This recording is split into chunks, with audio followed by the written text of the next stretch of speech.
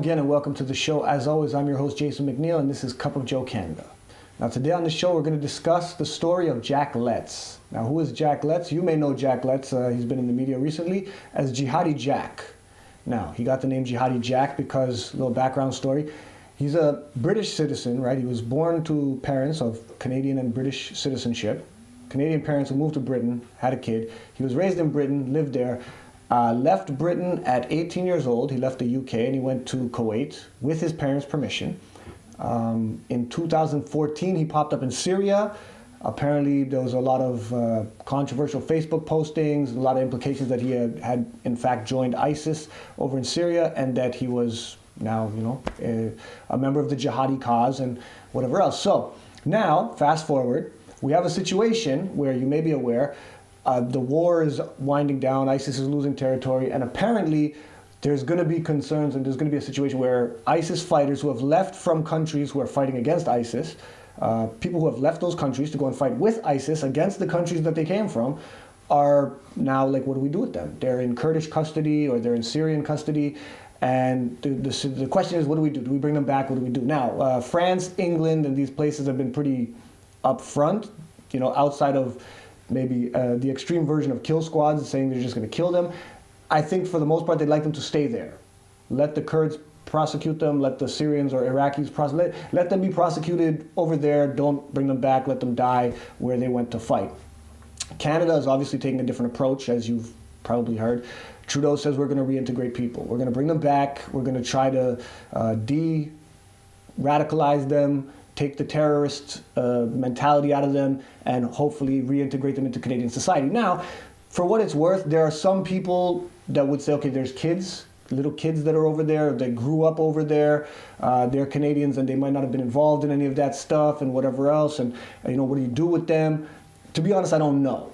Anyways, how does all of this relate to Jihadi Jack? Well, the truth of the matter is Jihadi Jack, because his parents were Canadian citizens, or his parents were Canadians, has technically Canadian citizenship. He's never lived here. He's never been, like a resident of Canada. He's visited. But technically speaking, he's a Canadian. And our Prime Minister has said, we're going to bring back Canadians. So my question is, how do you feel about that? And do you think, my first question would be, do you think we should bring them back? But the truth is, if Britain doesn't want them, and it seems clear they don't want them, I'll get into more about that in a minute, there's a very good chance that our courts would rule we have to bring them back. We saw what happened with Omar Khadr, right? Like the courts, we had to pay money, and our government settled before the final court decision. But at the end of the day, they said he's a Canadian citizen. You didn't take care of him and look after him. So this guy also, though the definition is being stretched as far as possible, is a Canadian citizen, and our government is probably going to have to help him. So do we bring him back? If we bring him back, what do we do with him? So yeah, how do I know Britain doesn't want him back? Well, the story goes that when he left and his parents, got word of what was going on, apparently he was very scared. He realized he had made a mistake and he wanted to come home. And his parents were in contact with British authorities and they said, listen, we want to send money to get him home. And apparently British authorities told him, listen, no one's going to prosecute you for trying to rescue your son from ISIS and sending him money to try and get him out or any of that stuff. That's not the case. Now, they've actually been arrested. They're being charged with aiding and abetting terrorism.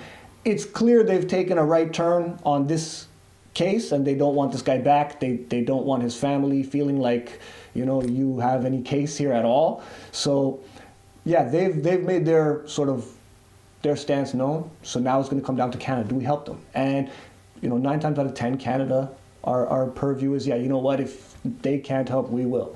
So yeah, I'm very curious to know how you guys feel about that. We could do a whole other video on the whole concept of bringing back the terrorists or the people who left to become terrorists and, whether we should or not. But in this one, I just specifically want to know about this guy because he's technically Canadian. They say they don't know if he joined or what he did. And that's another problem is the people coming back, it's very hard to get actual evidence as to what they did, how involved they were, how involved they weren't, so you can bring them back and say we're going to prosecute them, but chances are when you try to prosecute them, you're not going to have enough evidence and they're going to just get let go. There's a very good chance that happens.